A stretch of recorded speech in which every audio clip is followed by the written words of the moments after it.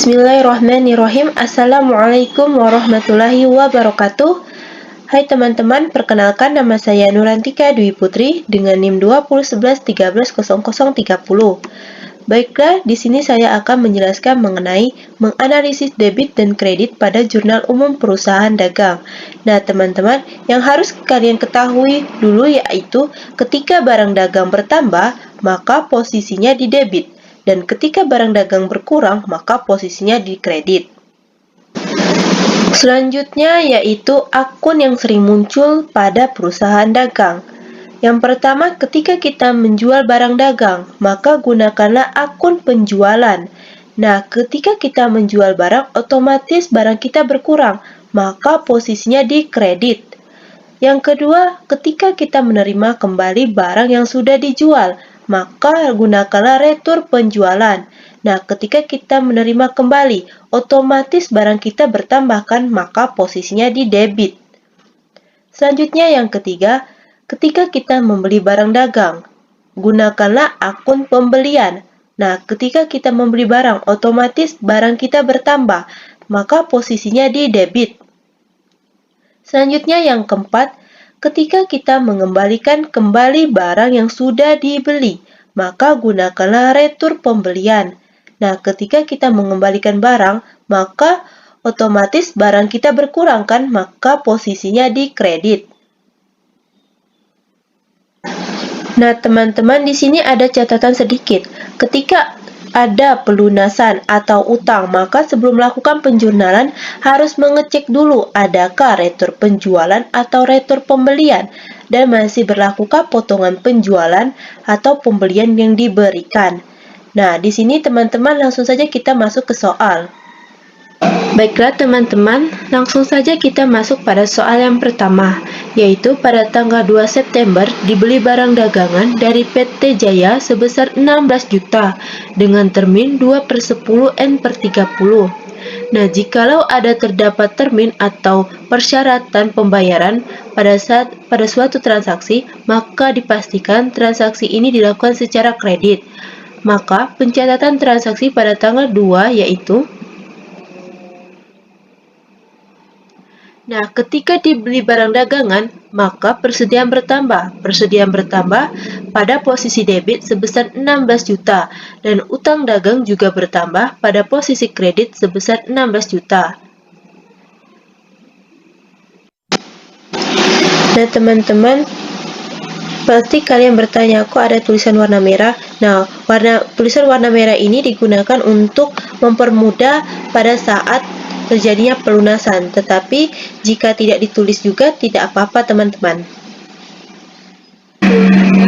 Lanjut soal yang kedua, yaitu pada tanggal 3 September dijual barang dagangan kepada toko Kemilau sebesar 4 juta dengan syarat pembayaran 2/10 N/30. Nah teman-teman, seperti yang sudah saya jelaskan sebelumnya, jikalau ada syarat pembayaran, maka dipastikan transaksi ini dilakukan secara kredit.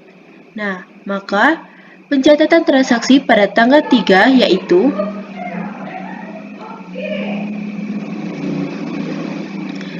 piutang dagang pada posisi debit sebesar 4 juta, penjualan pada posisi kredit sebesar 4 juta. Lanjut soal yang ketiga, pada tanggal 4 diterima kembali barang yang sudah dijual pada tanggal 3 sebesar 500.000. Maka pencatatan transaksi pada tanggal 4 yaitu Nah, teman-teman, ketika kita menerima kembali barang yang sudah dijual, maka gunakanlah retur penjualan pada posisi debit sebesar 500.000 dan piutang dagang pada posisi kredit sebesar 500.000. Lanjut soal yang keempat, yaitu pada tanggal 6 September menjual tunai barang dagangan seharga 200.000. Maka pencatatan transaksi pada tanggal 6 adalah Nah, teman-teman, ketika kita menjual tunai barang dagang, maka gunakanlah kas pada posisi debit sebesar 200.000 dan penjualan pada posisi kredit sebesar 200.000. Lanjut soal yang kelima, pada tanggal 10 dibayar hutang kepada PT Jaya atas pembelian tanggal 2. Nah, teman-teman, ketika ada transaksi dibayar hutang, kita harus lihat dulu apakah saat membelinya ada syarat atau termin pembayaran atau tidak. Jikalau ada, maka harus menghitung hari diskonnya. Nah, mari kita lihat pada tanggal 2, yaitu ternyata pada tanggal 2 ini terdapat termin atau syarat pembayaran, yaitu 2/10 N/30, yang artinya jika pelunasannya atau pembayarannya kurang dari 10 hari dari tanggal transaksi, maka memperoleh diskon sebesar 2%. Mari kita hitung hari diskonnya, teman-teman, dimulai dari tanggal 3, 4, 5, 6, 7, 8, 9, 10. Nah, ternyata ini masih 8 hari, teman-teman. Berarti pada tanggal 10 ini mendapatkan diskon sebesar 2%. Jadi pencatatan transaksi pada tanggal 10 yaitu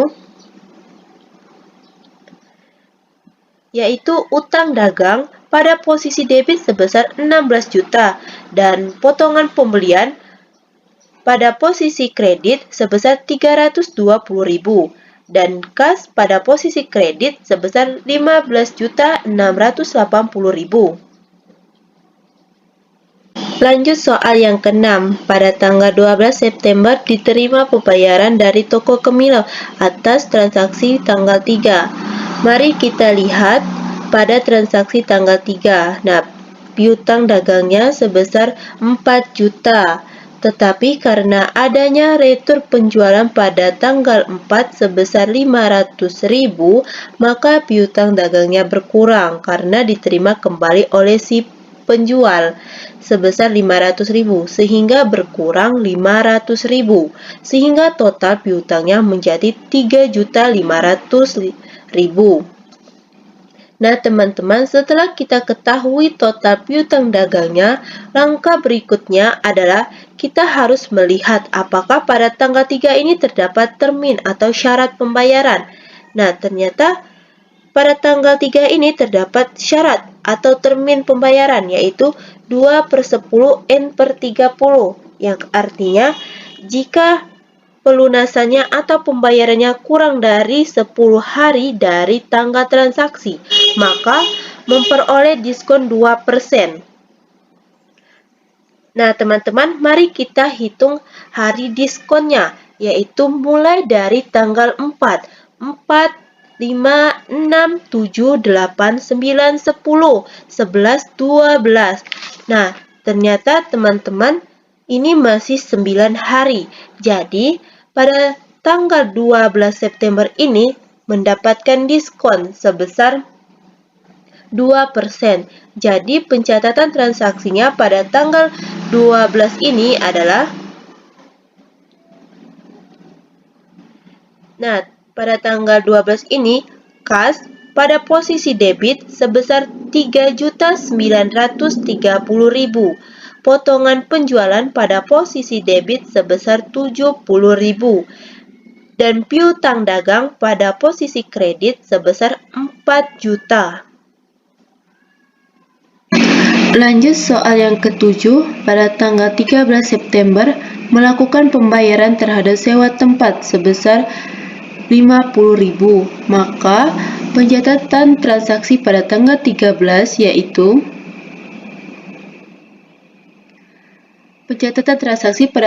pada tanggal 13 yaitu beban sewa pada posisi debit sebesar 50.000 dan kas pada posisi kredit sebesar 50.000. Nah, teman-teman, setelah kita menghitung pencatatan transaksi tadi, maka kita menghitung keseluruhan jumlah debit dan keseluruhan jumlah kredit. Maka seluruh jumlah debit yaitu sebesar 40.750.000 dan untuk keseluruhan jumlah kredit yaitu sebesar 40.750.000. Nah, di sini debit dan kredit ini seimbang atau bisa dikatakan juga balance.